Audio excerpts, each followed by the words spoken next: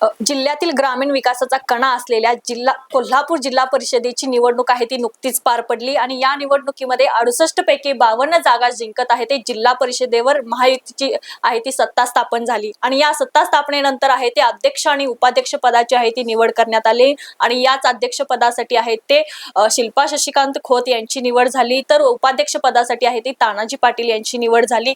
नुकताच त्यांनी पदभार देखील स्वीकारला आहे आणि याच पार्श्वभूमीवर आहे ते जिल्ह्यात प्रलंबित कामे असतील, विकासाची कामे असतील याचा आढावा देखील त्यांनी आता घेत आहेत। याच पार्श्वभूमीवर आहे ते आज कोल्हापूर जिल्हा परिषदेचे अध्यक्ष आणि उपाध्यक्ष यांनी आज आमच्या दैनिक जनप्रवासला भेट दिली आहे। सध्या माझ्यासोबत तेच आहेत। सर्वात प्रथम अध्यक्ष म्हणून तुमची निवड झाली आहे आणि उपाध्यक्ष म्हणून तुमची निवड झाली, याबद्दल अभिनंदन करते आणि जनप्रवासला आपण भेट दिल्याबद्दल देखील मी आभार व्यक्त करते।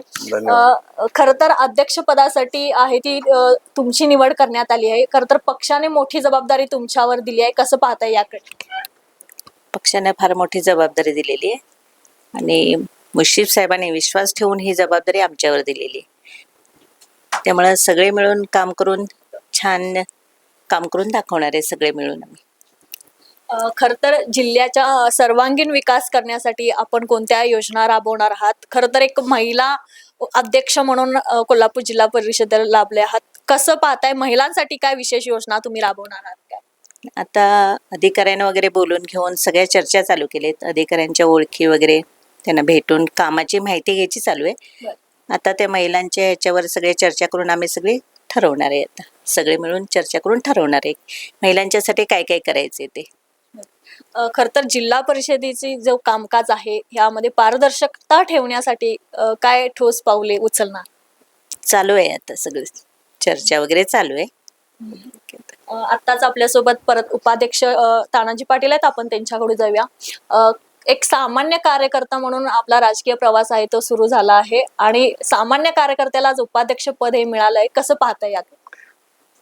खरं तर बरोबर आहे, माझा प्रवास हा सामान्य आणि संघर्षातनं तयार झालेला प्रवास आहे। अगदी ग्रामपंचायत सदस्यापासून उपसरपंचापासून सरपंचापर्यंत साखर कारखान्याच्या संचालक पर्यंत जिल्हा परिषद सदस्य गटनेते ते उपाध्यक्ष त्यापर्यंतचा प्रवास आहे। यामध्ये मला घडवण्यामध्ये आपले जिल्ह्याचे नेते आदरणीय महादेवरावजी महाडिक साहेब आणि राज्याच्या तंत्र शिक्षण विभागाचे मंत्री आदरणीय चंद्रकांत दादा पाटील, खासदार धनंजय महाडिक साहेब आणि आमचे लाडके आमदार आदरणीय अमल महाडिक साहेब यांना श्रेय देतो, कारण त्यांनी प्रत्येक गोष्टीमध्ये माझ्यावर विश्वास टाकला। अगदी एक प्रामाणिक कार्यकर्ता म्हणून ज्या ज्या जबाबदाऱ्या दिल्या त्या पार पाडल्या आम्ही, म्हणून तर मला त्यांनी आज जिल्हा परिषदच्या मिनी मंत्रालयाच्या उपाध्यक्षाची जबाबदारी माझ्यावर दिली।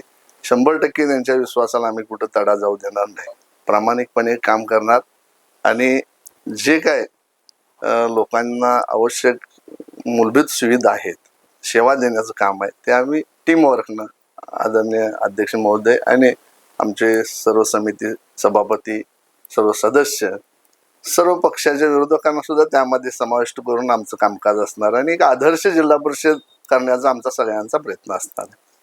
खरं तर आताच तुम्ही म्हणलात की जी काही पक्षाने जबाबदारी दिली ती प्रामाणिक पार पाडेन म्हणून, यासोबतच उपाध्यक्ष पदासोबतच आहे ते कृषी विभागाचं कामकाज देखील आपल्याकडे आहे, कसं पाहताय? खरं तर शेतकऱ्यांच्या विकासासाठी असेल काय वेगवेगळ्या योजना तुम्ही याबाबत राबवणार आहात? खरंच आहे, आपण अतिशय चांगला मांडला। या ठिकाणी आपला भारत देश हा कृषीप्रधान देश आहे। पश्चिम महाराष्ट्रामध्ये तर साखरेची म्हणजे क्रांती आहे, ऊसाची क्रांती आहे आणि आपला जिल्हा हा समृद्ध आहे, त्याचं कारण म्हणजे आपला कृषीप्रधान जिल्हा आहे। सगळा कृषीप्रधान जिल्हा असल्या कारणानं मला जे खातं मिळालं कृषी खातं, अतिशय चांगलं खातं मिळालं, मी समाधान आहे। त्यामध्ये काम करण्यासाठी चांगला स्कोप आहे त्यामध्ये, कारण मी ग्रामपंचायतमध्ये ज्यावेळी सरपंच म्हणून काम करत असताना एक नाविन्यपूर्ण उपक्रम आणला होता की शेतकऱ्यांना 50% सवलतीच्या दरामध्ये त्यांना शेतीची मशागत करून द्यायचा ग्रामपंचायत मार्फत उपक्रम आणला होता आणि कृषी अवजार बँकेची स्थापना केली होती आणि तो एक आदर्श जिल्ह्यामध्ये ठरला। शेतकऱ्यांचा माल गावामधला माल गावातच विकला जावा म्हणून एक आदर्श मंडई उभा केली। तशीच त्यानंतर शीतगृह गावामध्ये तरतुदी केली शीतगृहासाठी, नाशवंत माल होऊ नये म्हणून शेतकऱ्यांचा।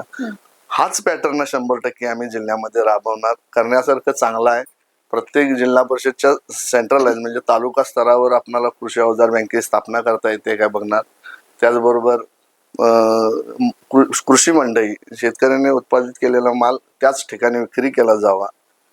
त्याचबरोबर शीतगृह, जे नाशवंत माल आहे शेतकऱ्यांचा जो विकला जाऊ शकत नाही आणि तो राहतो, त्याच्यासाठी कोल्ड स्टोरेजची उभारणी ही जिल्हा परिषदच्या माध्यमातून तयार करण्याचा प्रयत्न असणार आहे. आणि आता AI तंत्रज्ञानाच्या माध्यमातून शेतकऱ्यांना सेंट्रलाइज आपणाला 30 युनिट्स AI तंत्रज्ञानाची युनिट्स आल्या जातात. शेतकऱ्यांना मार्गदर्शन करतात की शेतामध्ये कोणती खतं टाकावीत, कोणता डोस द्यावा, आता स्टेटस काय आहे तुमच्या पिकाचा, मग त्याच्यावर कोणती फवारणी करावी, हवामानाचं किंवा माती परीक्षण, ह्या सगळ्या गोष्टी आहेत त्या AI तंत्रज्ञानाच्या माध्यमातून आपल्याला आता सुलभ सोप्या झाल्यात. तो 100% राबवून त्या ठिकाणी हे कृषी खातं सक्षम, जेणेकरून या कृषी खात्याचं पद पुढील पदाधिकाऱ्यांना माझ्याकडे यावं, अशा पद्धतीने त्यामध्ये भरघोस आमचं काम असणार. खरं तर तुम्ही आता जे कृषी विभागाचा विकास करण्यासाठी जे काही मुद्दे मांडले आहेत, खरं तर ते कौतुकास्पदच आहेत. यासोबतच गेले 4 वर्ष आहे ते निवडणूक नसल्यामुळे प्रशासकीय राज्य होतं आणि यामध्ये अनेक प्रलंबित कामे आहेत ती रखडली आहेत. यामध्ये प्रामुख्याने आता कोणती कामे आपण सोडवण्याचा प्रयत्न करत आहात? आता आमची निवडणूक झाली, कारण निवडणूक हा लोक उत्सव असतो आणि तो लोक उत्सव साजरा करण्यासाठी 9 वर्षाचा कालावधी गेलेला आहे. 9 वर्षाच्या कालावधीनंतर आता लोकांनी आपले प्रतिनिधी निवडून देऊन सभागृहात पाठवले आणि आता या ठिकाणी प्रशासकीय काळामध्ये म्हणजे 4 वर्षाचा प्रशासकीय कार्यकाल होता, त्यामध्ये प्रशासन ग्रामीण जनतेच्या समस्यापर्यंत पोहोचलं नव्हतं खऱ्या अर्थानं. परंतु लोकप्रतिनिधी आमचे सगळेच ते प्रश्न आमच्या जिल्हा परिषदमध्ये मांडतील पदाधिकाऱ्यांच्याकडे. आणि जे काही विभाग आहेत आमचे, म्हणजे सगळे विभाग आहेत, त्यामध्ये महिला सक्षमीकरणाचा विषय असेल, महिला बालकल्याण, कृषी पशुसंवर्धन विभाग असेल, आरोग्य विभाग असेल, बांधकाम विभाग असेल, समाज कल्याण विभाग असेल, शिक्षण विभाग असेल, हे जे विभाग आहेत हे अतिशय सक्षम करणार. आणि या प्रत्येक विभागामध्ये सभापती महोदयांनी ज्या ज्या काही नाविन्यपूर्ण योजना आमच्या समोर मांडतील ऍज अ अध्यक्ष उपाध्यक्ष म्हणून आमच्या समोर, त्या 100% त्या योजना आम्ही तडीस नेणार. कारण त्या जनतेच्या पर्यंत पोहोचण्याच्या योजना असतात, त्या पोहोचवण्यासाठी आमचे प्रयत्न 100% राहणार. त्यामुळे प्रशासकीय काळामध्ये जो काय बॅकलॉग तयार झालेला आहे तो बॅकलॉग भरून काढण्यासाठी टीम आता सक्षम आहे असं माझी तरी खात्री आहे. आत्ताच तुम्ही सांगितलात की म्हणजे सगळ्या विभागांना घेऊन आम्ही हे काम करणार आहे. खरं तर कोल्हापूरचा सर्वांगीण विकास होण्यासाठी हे पाऊल आहे ते अत्यंत महत्त्वाचं ठरणार आहे. आत्ताच आपल्यासोबत अध्यक्ष शिल्पा खोत आणि उपाध्यक्ष तानाजी पाटील होते. एकंदरीतच जिल्ह्याच्या सर्वांगीण विकासासाठी आपण त्यांच्यासोबत संवाद साधलो आहोत. खरं तर ग्रामीण विकासाचा कणा म्हणून जिल्हा परिषदला पाहिलं जातं आणि याच जिल्हा परिषदेच्या माध्यमातून आहे ते ग्रामीण भागापर्यंत वेगवेगळ्या योजना पोहोचवण्यासाठी सक्रिय असल्याचं देखील त्यांनी आपल्याला सांगितलंय. खरं तर कोल्हापूर जिल्हा परिषद आदर्श जिल्हा परिषद करण्यासाठी या सर्वच अध्यक्षांसोबतच विशेष समितींच्या सभापतींचं सहकार्य आहे ते मोलाचं ठरणार आहे आणि नक्कीच कोल्हापूर जिल्हा परिषद हे आदर्श जिल्हा परिषद ठरेल असंच म्हणावे लागेल. कॅमेरामन आकाश कांबळे सोबत मी अमृता पवार, जनप्रवास लाईव्ह, कोल्हापूर.